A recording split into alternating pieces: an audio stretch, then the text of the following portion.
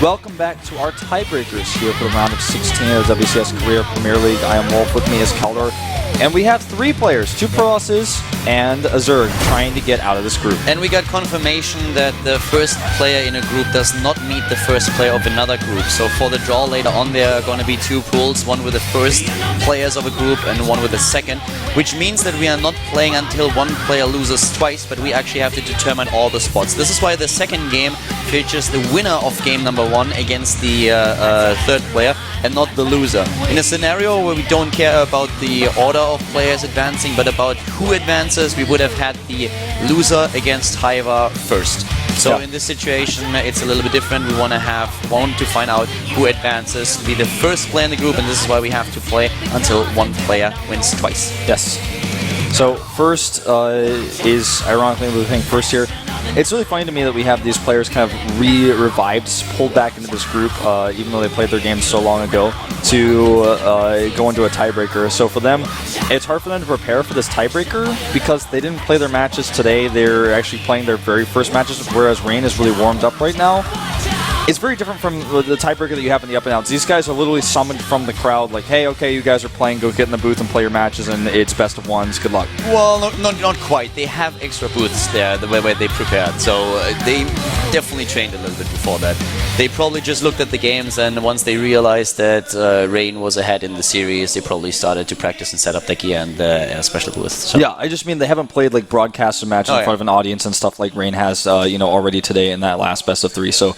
His nerves and anything else he might have had going through his head is completely gone now, whereas these guys have to come back in. And you got to feel for first a little bit having to play a Protoss versus Protoss right off the bat against Rain. Not an easy matchup. No, definitely not. And actually he won the game against Rain in the regular group stage, so that's... without dropping him up, by the way.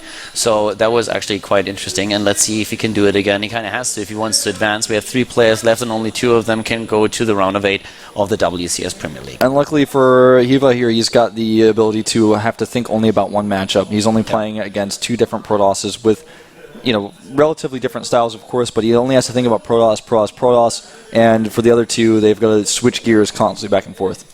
Exactly. So from the beginning, when Hiva realized that there might be a 3-way tie, he probably prepared for Protoss in particular. And going into this group, he had to prepare for those 2 Protoss players regardless. So this is a situation that for Hiva is probably a little bit better than for the Protoss players, at least when it comes down to preparation. As it is, though, we are starting with the PvP today. We have a first against Rain. Rain, of course, after his win over his teammate Fantasy, now forcing that 3-way tiebreaker and bringing us into this situation in the first place. The very first map, as you guys saw the maps listed before, is going to be Whirlwind. So a very big map for Protoss versus Protoss. You can see timings on this map, but usually it's a more macro-oriented style that you see from players here. So I expect this to go to late game, and we're going to find out just how good these guys are when the game goes late, what sort of composition they want to build. Do they want to go Colossus-oriented first? Is it more Charged Zealot Archon they want to go into? The sky's the limit for that once you get to the late game. Yeah, we've seen really interesting builds so far. Of course, a couple of times you have those DT builds. Stargate is quite popular. You can go for that as well. So let's find out what exactly they're going to do. Both players are already in the lobby. We're just waiting for the game to be started. Then we'll find out. Hiva, of course, is preparing in another booth just for his next match, warming up and making sure that he can start his own game as soon as this game is done. As mentioned before, the winner of this Protoss versus Protoss is then going up against Hiva. And if Hiva is actually going to be defeated then we already have the first place in the group determined, and the last place then, or the last match is going to bring us in a situation where we are going to find out who will advance together with the winner. So this could be decided in 3 seconds, depending on how it goes. Yeah. So currently we have both players here just getting ready. This is of course the right side once again. Rain staying in this booth and first moving into the booth that was formerly occupied by Fantasy. Yep. Got to be feeling some really tense emotions right now. It all comes down to this tiebreaker. Rain has done the first step. He's gotten himself here. He defeated his teammate. Now he has to win the tiebreaker if he wants to advance. Going into game number 1 on Whirlwind, the first game in our tiebreaker, PvP, first against Rain. Starting to the bottom right of the map, we have the LGIM Protoss player. New challenger, LGIM first. And his opponent starts to the bottom left, starting in red after defeating his teammate Fantasy. It is Grandmaster, SK Telecom T1 Rain. And in the regular season, or in the regular group stage, first took out Rain with a 2-0, so he didn't allow his opponent to win a single map.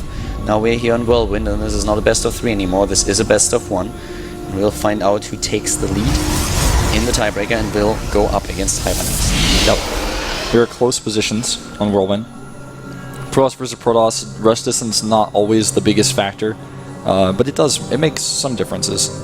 In these positions, there's a lot of ways you can hide. For example, if you want to hide a tech structure on a map like this, there's so many different places. You can hide in a completely different main base, your Dark Shrine, for example, and your opponent might predict something else is going to happen. Yeah.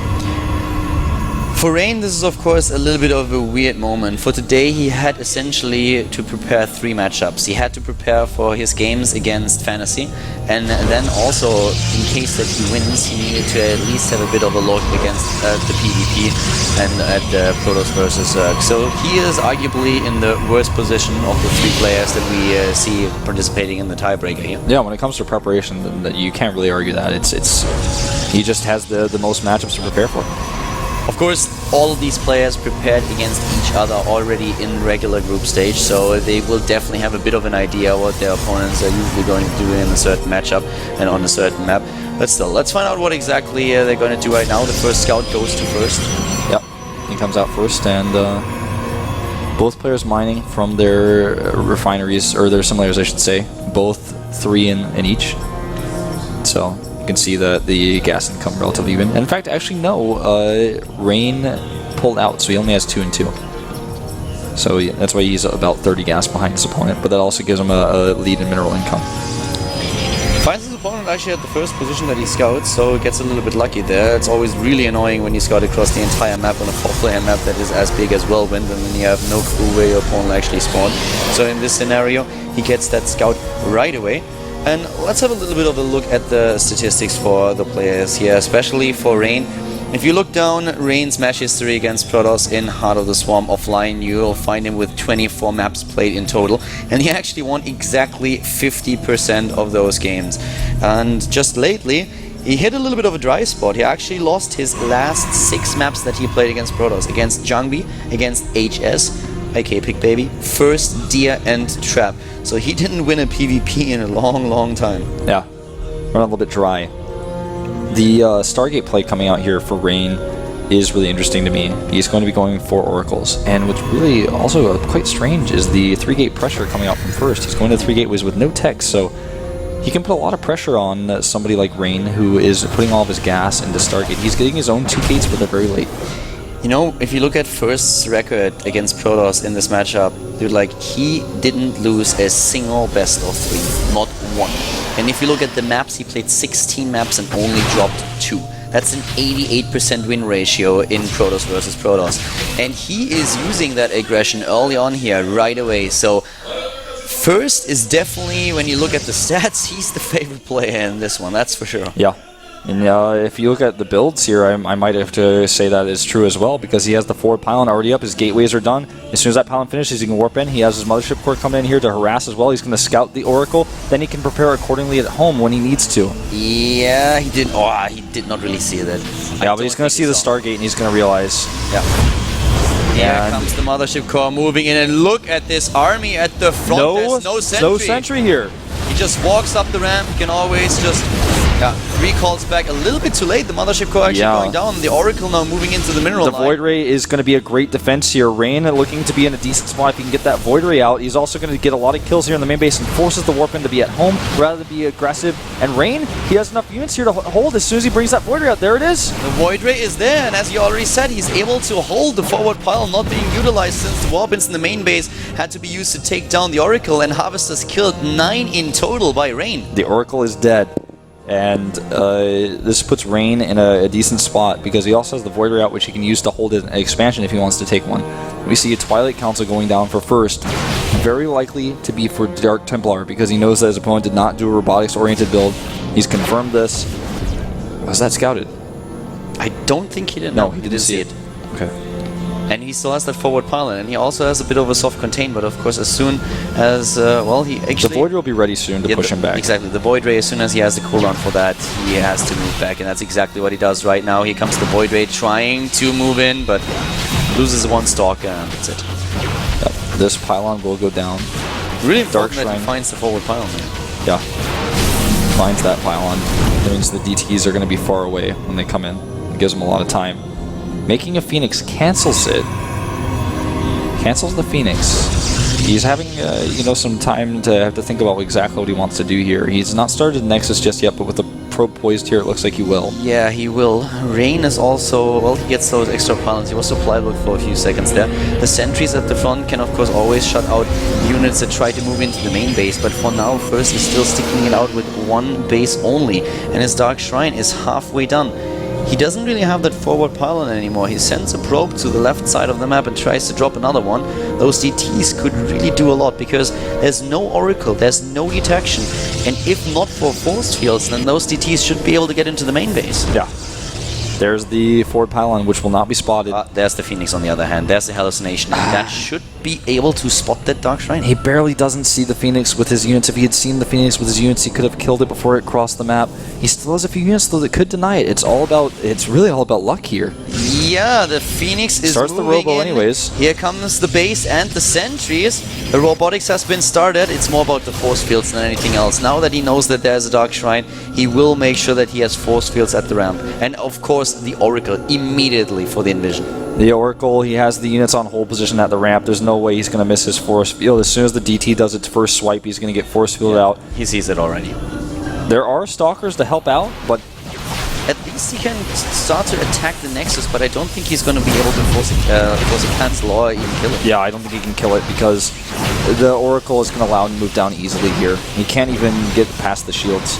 Yeah, he's trying to take down one of those. Well, Sentry's not even that is going to happen. And here comes the Oracle with the Envision, and immediately First has to back off. This is a terrible position for First. The Nexus is second, and he has spent all of his money on his tech that is no longer going to be useful.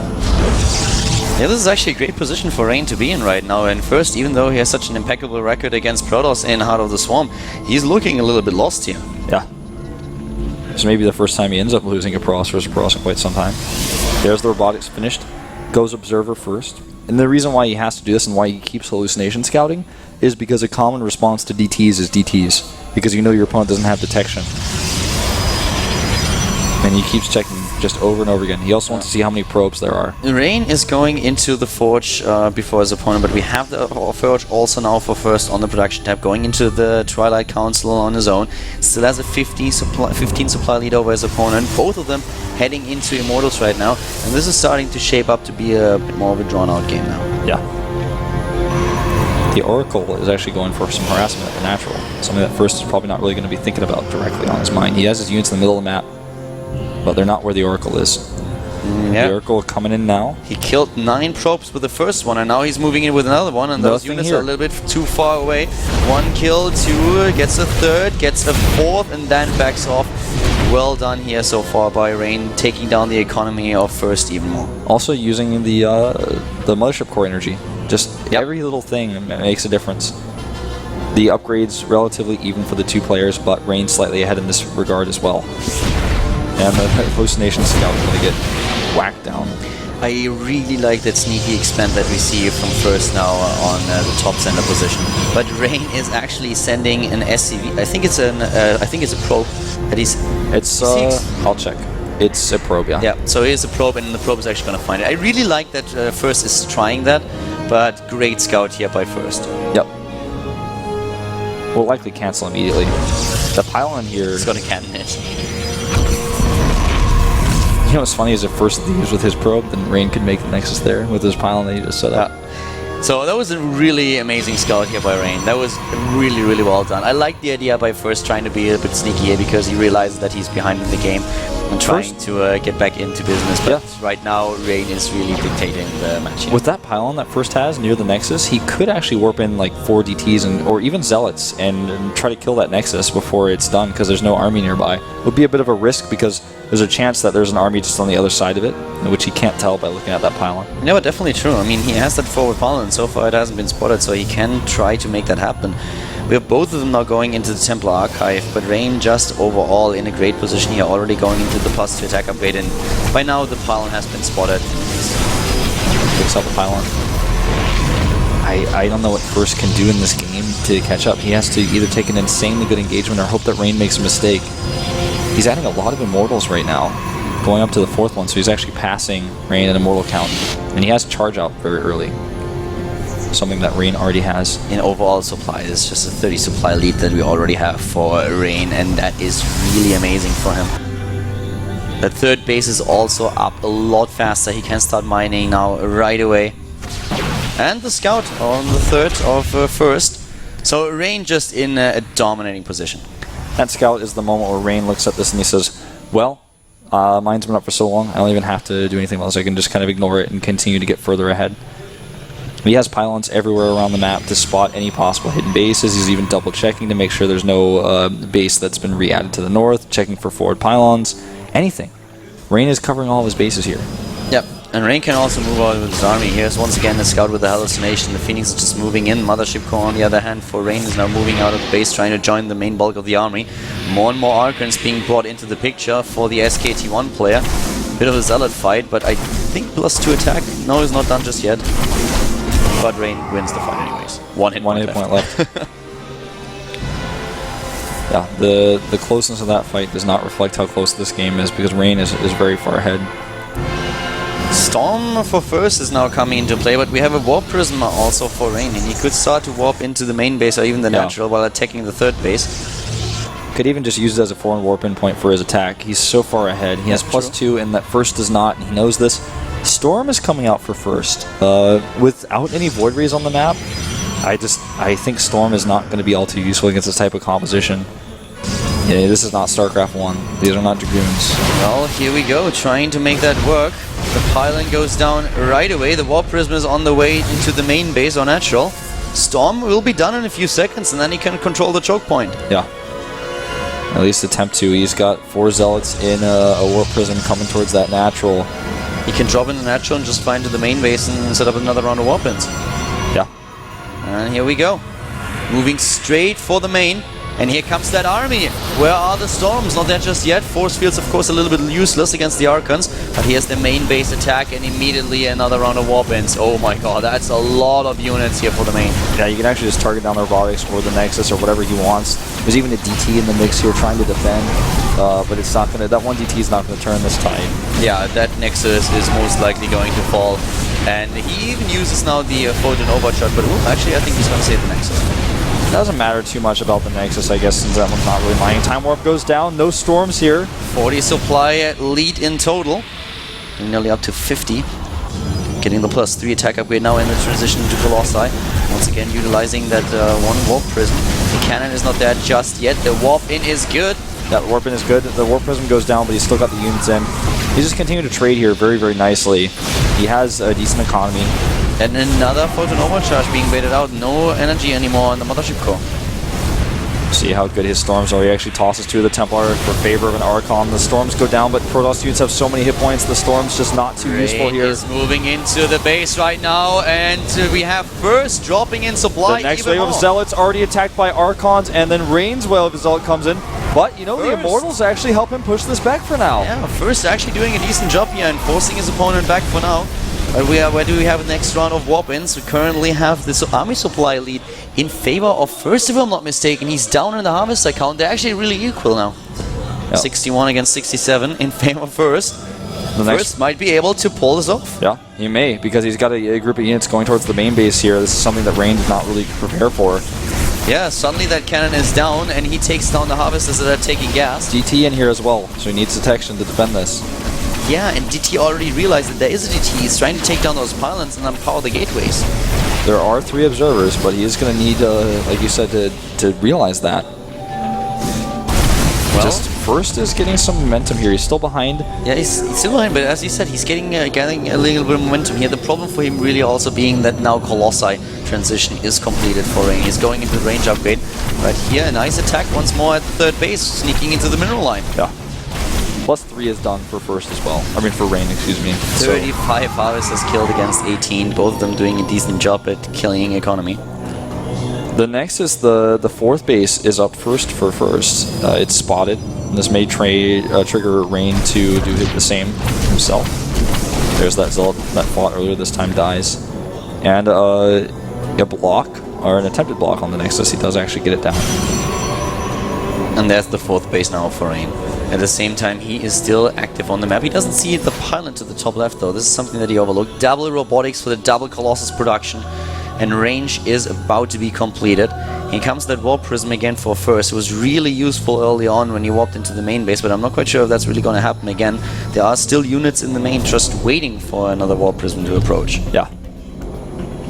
First is closing the gap in supply a little bit here, Calder. He's actually adding more Immortals right now. He's just going for Immortal Templar. He's trying to make sure that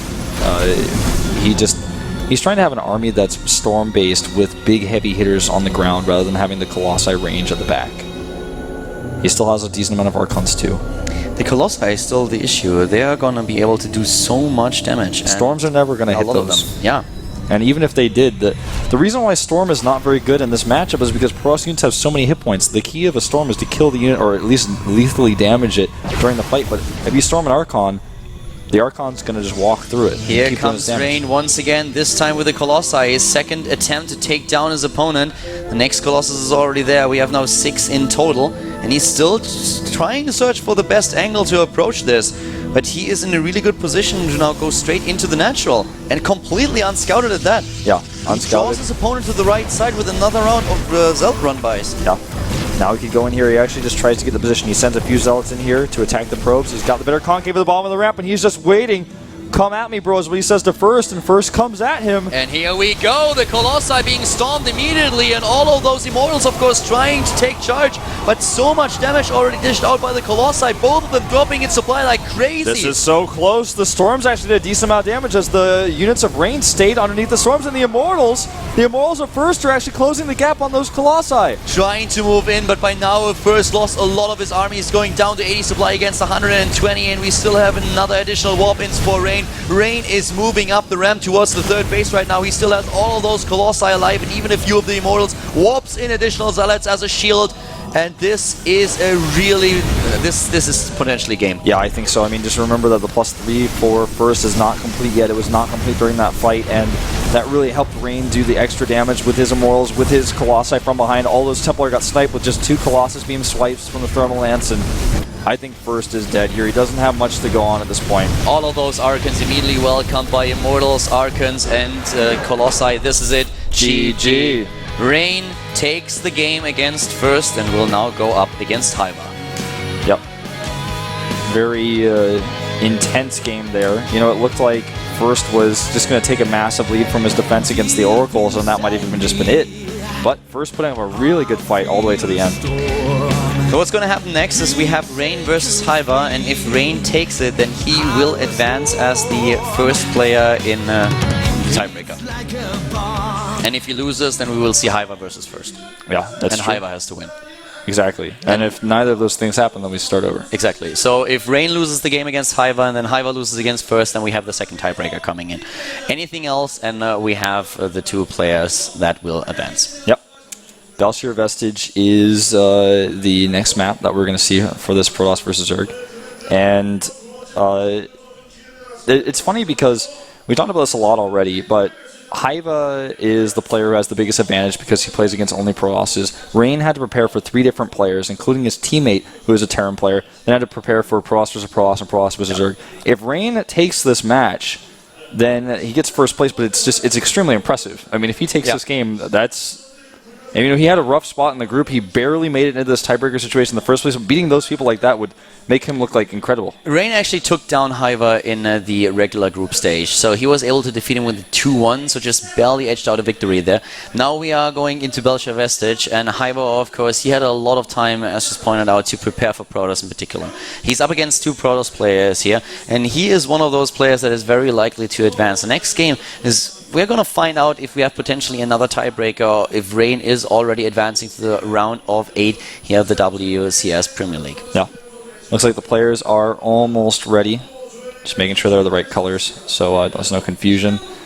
I am excited for this one because this is now our first unknown, or our second actually unknown, our first Zerg player that we have playing today. And Rain has to play now his third different matchup. Yeah, exactly. He just played his first PvP of the day and was successful at that. And especially impressive since he was going up against an opponent that is so tough to beat in the Protoss versus Protoss. First record in the mirror match is just crazy. And Rain was able to edge out that victory. Now he's going up against Hiva in a Protoss versus Zerg. And let's find out if he's actually able to turn this around. And if he advances out of this group as the first player, that would be really, really impressive. And then the last match between First and Hiva would determine the second player. Exactly. It's insane if he's able to do this. It's just that type of preparation for 3 different matchups. Yes, we've seen things like this in the GSTL, for example, but these are top-tier Korean players that have made it all the way to the round of 16 of the Premier League and are trying to go into the round of 8. These are not just 3 scattered players that got thrown into a mix. They've all played against each other before. They know against each other. There's so much mind games going on right now.